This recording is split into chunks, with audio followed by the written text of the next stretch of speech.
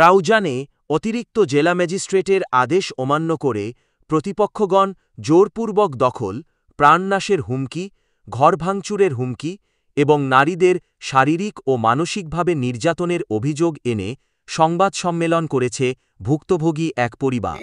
আমার ভাবি ঘরে থাকতো যে ঘর, ও ঘর ভেঙে উনি এখন জোরপূর্বক ওই ঘরের উপরে আরেকটা ঘর তুলতেছে। তারপর আমাদেরকে বিভিন্ন প্রকার হুমকি দুমকি, বিভিন্ন রকম সন্ত্রাসী হামলা বা অন্য ধরনের হুমকি দুমকি অনেক কিছু দিচ্ছে, অনেক কিছু ব্যবহার করতে দিচ্ছে না আমাদের কিনা সম্পত্তির উপরে। বুধবার ৩ সেপ্টেম্বর দুপুরে উপজেলার নোয়াপাড়া ইউনিয়নের ১ নম্বর ওয়ার্ডের পশ্চিম নোয়াপাড়ার কালীবাড়ি গেইটস্থ আবুল হোসেনের বাড়িতে এই সংবাদ সম্মেলন করা হয়। এতে লিখিত বক্তব্য পাঠ করেন ভুক্তভোগী আজগর হোসেন। তিনি প্রশাসন এবং সংশ্লিষ্টদের হস্তক্ষেপ কামনা করেন। প্রথমত আমরা একে পরিবারের ৪ জন প্রবাসী। আমরা প্রবাসে অনেক কষ্ট করে টাকা পয়সা আমার আব্বুর কাছে পাঠায়। আমার আব্বু অসুস্থ মানুষ, কথা বলতে পারে না, না হয় তার বিপরীতে আমি কথা বলতেছি। তো বিষয়টা হলো এটা যে আমার আব্বু আমাদের পাঠানো টাকা দিয়ে এখানে কিছু জমি ক্রয় করে থাকার জন্য। তো এই জমিতে আমরা দীর্ঘ অনেক বছর ধরে বসবাস করতেছি। তো যার কাছ থেকে এটা জমি কিনতেছি তার মানে তারা ৩ ভাই ছিল। তো এক ভাইয়ের অংশ আমরা কিনছি, বাকি ২ ভাই যারা ছিল তারা আমাদের সাথে মানে অযথা মানে ভেজাল করতেছে যে এই জমি নাকি তারা পাবে। তো যিনি আমাদেরকে দিয়ে গেছেন উনি রেস্টুরি দেওয়ার পরে মরে গেছেন। যাওয়ার পরে উনি আমাদের জন্য মামলা করছে। মামলা করার পরে আমরা মামলাতে আদালত আমাদের পক্ষে রায় দিছে। ওই রায় অমান্য করে উনি আমার ভাবি ঘরে থাকতো যে ঘর, ও ঘর ভেঙে উনি এখন জোরপূর্বক ওই ঘরের উপরে আরেকটা ঘর তুলতেছে। তারপর আমাদেরকে বিভিন্ন প্রকার হুমকি দুমকি, বিভিন্ন রকম সন্ত্রাসী হামলা বা অন্য ধরনের হুমকি দুমকি অনেক কিছু দিচ্ছে, অনেক কিছু ব্যবহার করতে দিচ্ছে না আমাদের কিনা সম্পত্তির উপরে। তারপরে এগুলার উপরে আমরা আইনের কাছে যাই, আদালতের নির্দেশ নিয়ে। যাওয়ার পরে থানা বা প্রশাসন আমাদেরকে কোনো রকম সহযোগিতা না করে বাধ্যগত আমরা এখন সংবাদ সম্মেলন করতে বাধ্য হয়েছি। এখানে আমাদের যারা আছে ফ্যামিলি সবাই উপস্থিত আছে এবং এখানে আমার ২ বোন আছে, ওরা এপাশে আর এপাশে থাকে।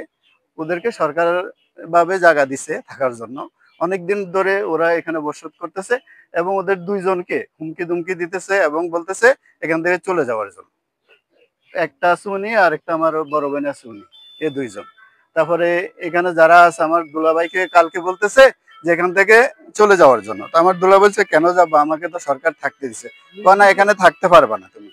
সরকারি লিস্ট জায়গা এবং কাগজপত্র থাকা অবস্থায় আমার ওদেরকে বলতেছে এখান থেকে চলে যাওয়ার জন্য। জোরপূর্বক যিনি করছেন উনি হচ্ছে আমরা যার থেকে জায়গা কিনছি ওনার বাইফুত ৩ জন, ৪ জন, এক দলিলে ৩ ভাইয়ের নাম, আরেকজন আছে মোট ৪ জন। একটা হলো জাহিদুল ইসলাম, তারপরে হলো রাশেদুল ইসলাম, তারপরে ফরাদুল ইসলাম, শহীদুল ইসলাম। থানায় আমরা অভিযোগ করছি, রাউজান থানায় আমরা তৎক্ষণিক রাউজান থানায় গিয়ে অভিযোগ দিয়েছি। অভিযোগ দেওয়ার পরে ওনারা অভিযোগ নিচ্ছে না, ওখানে অভিযোগ নিচ্ছে না। কোর্ট থেকে আমাদের পক্ষে মানে রায় আসছে, ওই রায় যে নিষেধাজ্ঞা আছে, মানে ওই রায় যতক্ষণ পর্যন্ত থাকবে ততক্ষণ পর্যন্ত এখানে কোনো কিছু করতে পারবে না জোরপূর্বক। এই নিষেধ অমান্য করে তারা আমাদের ঘর থেকে ভেঙে ওখানে আবার নতুন করে ঘর উঠে দিয়েছে। আমরা চাই আমাদের জায়গাটা আমরা যেন সঠিকভাবে থাকতে পারি। প্রশাসনের দৃষ্টি আকর্ষণ করছি এবং ঊর্ধ্বতন কর্মকর্তা যারা আছেন আপনাদের মাধ্যমে আমরা এখানে যে সুস্থভাবে থাকতে পারি এটা চাই। এটা আমাদের কিনা সম্পত্তি। আমরা কোনো ভেজাল কেউর সাথে আমরা কোনো ঝামেলা করতে চাই না।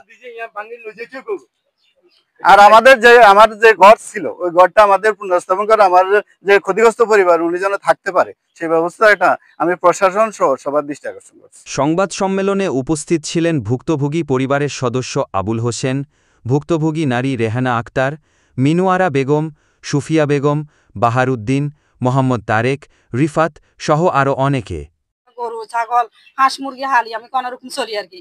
আমার ছেলে মেয়ে ৩ জন, দুইটা ছেলে একটা মেয়ে, আমি ওদেরকে লই কোনো রকম চলি। আমার জামাই বিয়ে আরেকটা করে চলে গেছে, আমি শ্বশুর শাশুড়ি খেয়াল করি। শ্বশুর আমার এখান থেকে জায়গা দিচ্ছে, কত ঘরে এটা বান্ধি দিই, তুমি থাকা টেনের ঘর। ওরা টেনের ঘরটা ফেলে এরা ফাঁকা ইয়ে করছে। তা আমি কই এখানে আমি থাকবো, হ্যাঁ আবার জোর করিয়ে ঘরে ইয়ান তুলছে, কত এখানে তোমার কোনো জায়গা নেই। আমার তোমার একদম ভরে দিব।